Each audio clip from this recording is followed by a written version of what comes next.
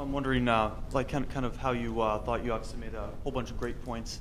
So how are you thinking that we can impact policy? Because ultimately, that's where we're going to. That's ultimately a great way to get a lot of this done. Yeah, great question.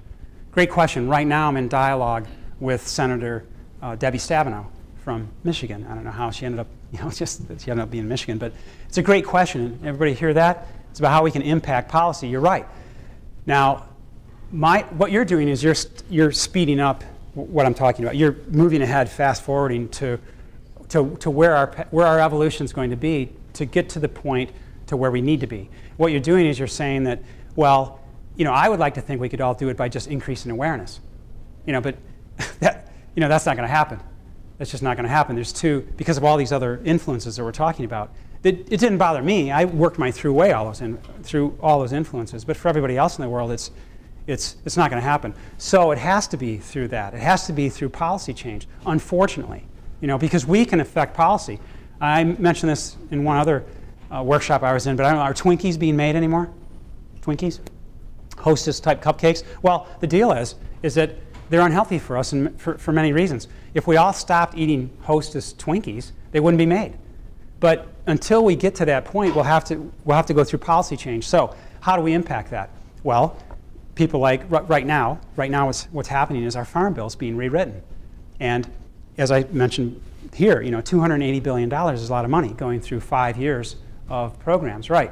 So what's happening now very quickly is that there's a committee called a super committee that Obama put together that has to create a plan for suggestions for them to reduce the deficit by $1.3 trillion. And this plan has to get to them by November 23rd. Okay, well, one of the things it's going to impact is the Farm Bill. And this Senator Stabenow leads the she's the chair of the Agricultural Committee. She needs to hear, which I have a meeting with her coming up, and I've spoken to a number of her staff members, but she needs to hear that these things that we're talking about, they need to become more aware. Our policymakers need to become more aware of it. And that's how it's going to change. And I can't overstress the one slide I had about how insidious it is for us to be, in the last 5 years or 8 years, and I didn't mean to be facetious or sarcastic or condescending to any of those authors, but what it's done is it's been a great thing to be worried about high fructose corn syrup. And it's been a great thing to be worried about factory farms.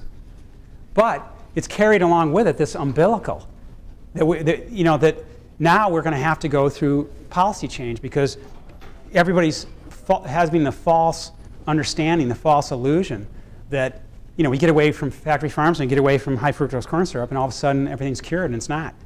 So, right, it's going to have to be through policy. So we're going to have to make the policymakers more aware. And the only way to do that is petitioning, talking to the councilman, talking to representatives, talking to senators. You should be able to get an audience with Stabenow, just like I should. Everybody should, and they need to know this. And that's how you make change, because they're going to have to implement eco taxes. They're going to have to. I mean, how is that going to happen? Otherwise. And it's going to be a difficult thing to implement, obviously, but that's what's needed. We're going to have to force people to pay for what's being produced.